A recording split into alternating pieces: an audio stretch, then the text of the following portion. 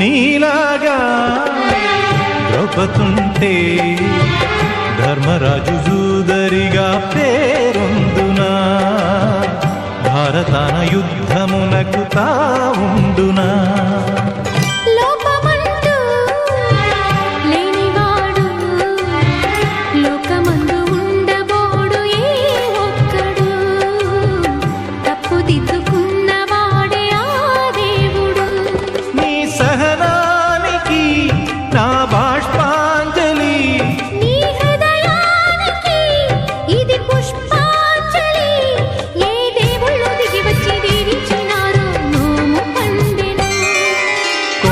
కోన పాలైన సీతమ్మ మదిలోన కోపమేల రాలేదు రామయ్య పైన